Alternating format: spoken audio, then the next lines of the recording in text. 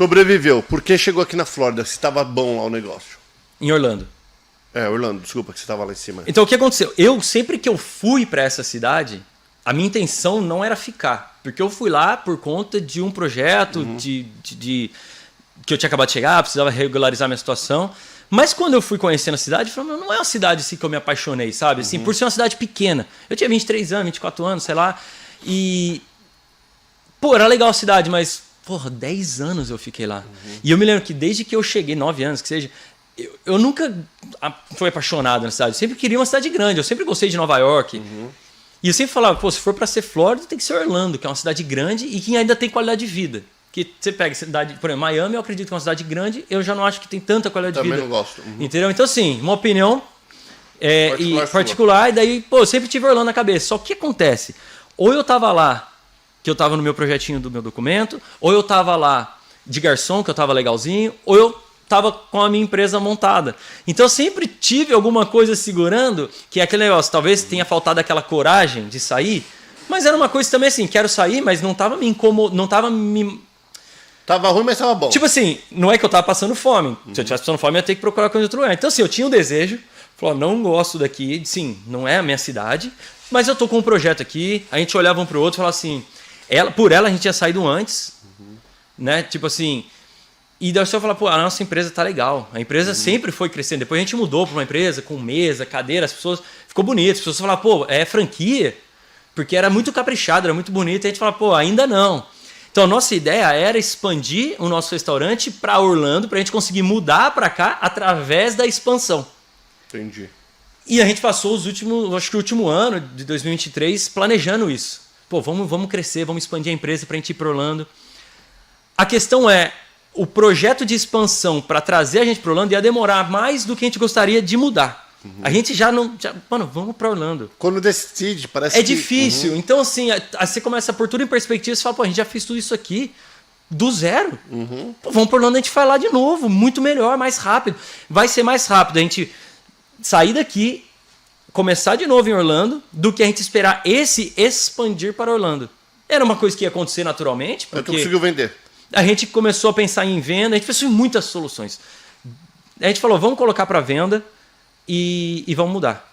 Inclusive, quando a gente veio, ainda não tinha vendido, estava fechado. A gente falou, vamos... você fechou. Ele estava fechado porque a gente já estava em processo de venda e ficar aberto, vendendo, era uma coisa meio que ia acabar degradando o business da gente. A gente já estava meio que conversando, entrando em alguns acordos e a gente, não, deixa aí. Vamos para lá para Orlando, o restaurante estava prontinho, estava em pause. Se fosse o caso, a gente voltava e qual que é a ideia? Vem para cá fazer o quê? Começar de novo o restaurante? A ideia era sempre, pô, a gente já chegou até aqui, tive esse restaurante, abre de novo e vamos embora. Só o que a gente percebeu nesses meses aí de vida nova em Orlando? A gente começou a olhar e falou assim, que anos foram esses, né? Porque não foi um momento de férias, mas foi um momento de desaceleração, Pô, restaurante é assim, de outras empresas que eu já tive, assim, o restaurante realmente é uma coisa que te demanda muito, principalmente se você não tem muito preparo no que diz respeito à parte de ser empresário, porque a parte técnica do restaurante eu já dominava, mas eu nunca tinha sido dono de um restaurante. Então foram anos, assim, muito desafiadores, de rotina, de família. A gente casou com um restaurante, então nosso casamento foi sempre naquele furacão do restaurante. Então, assim, quando a gente desacelerou, e a gente chegou aqui em Orlando, a gente falou, uau, quanta coisa a gente viveu. Porque o nosso casamento e o restaurante basicamente é a mesma idade. E a gente começou a ver tudo que a gente aprendeu nisso. E a gente começou a pensar que... Porque quando eu montei o restaurante, o que eu precisava? De uma coisa que não necessitasse muito capital para abrir e uma coisa que eu tinha conhecimento. Agora eu fiz o mesmo caminho. Eu falei, calma aí, por que a gente vai para o restaurante de novo? Vamos pensar aqui, o que a gente tem de conhecimento e de capital? Se a gente for abrir restaurante, vai ser muito mais fácil, porque a gente já aprendeu muito, né? Uma cidade que tem uma demanda até maior. Orlando seria muito mais... Teria mais business, mais mercado pro restaurante. A gente começou a pensar em tudo que a gente aprendeu, todo o histórico que eu tinha desde o Brasil para cá, e a gente falou, pô, vamos investir em restaurante, mas não vamos montar um restaurante nosso agora. Vamos trabalhar ajudando outros donos de business para não passar as coisas que a De gente passou. restaurantes ou de business normal? Business em geral, porque o que a gente identificou foi que donos de pequena empresa que eu falo que começou do zero e começou pequeno, não tô falando startup que junta Sim. sócio, fundo, aquele cara vida real, que começou uma empresa, independente do que ele vai fazer, se é restaurante, se é mecânica, se é cabeleireiro, se é cortar grama, a parte de trás do business, que é você cuidar de um business, é uma demanda que ela é inerente a qualquer empresa. E isso foi o que a gente identificou, tipo, coisas que a gente aprendeu, não necessariamente só para restaurante. Qualquer pessoa que está começando, que passou por uma pandemia que foi mais easy, ou de qualquer maneira teve, que a gente começou do zero, expandiu, deparamos com o fornecedor, muitas coisas da rotina, a gente falou, pô, isso aqui é um conhecimento maior do que eu tinha relacionado a restaurante quando a gente abriu. Então a gente foi por esse lado e sim, a gente pretende investir em restaurantes agora como um portfólio nosso de marca, de investimento. Mas E aí vocês mudaram tem quanto tempo? a gente mudou para Orlando em novembro. Com a ideia de falar assim, agora nós vamos Então, agora... auxiliar essas pequenas empresas. Isso, porque antes, quando eu estava no restaurante, eu já auxiliava e mentorava alguns empresários, assim, familiares, amigos próximos, poucos clientes que conversavam, você tinha mais proximidade. Foi surgindo muito esse assunto de empreendedorismo e a gente foi ajudando muito, coisas assim que a gente testava no dia a dia e conversava.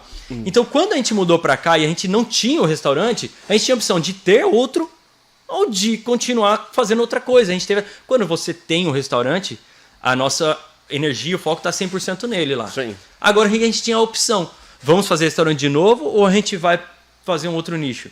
Então a gente escolheu, até com base em tudo que a gente aprendeu, um caminho que vai trazer para a gente mais margem, a gente vislumbrava uma qualidade de vida diferente do que a de restaurante poderia trazer, então a gente escolheu o caminho de mentorar outros empreendedores que vão passar por um caminho dos 5 primeiros anos ali, evitar alguns percalços e desafios e investir em restaurantes. E como você está marcando, como fala? Mentorando? Não, Marketing? Marketing, como você tá Fazendo um anúncio. A gente trabalha online hoje, a gente tem, né, o network, que se for do Brasil a gente tem algum.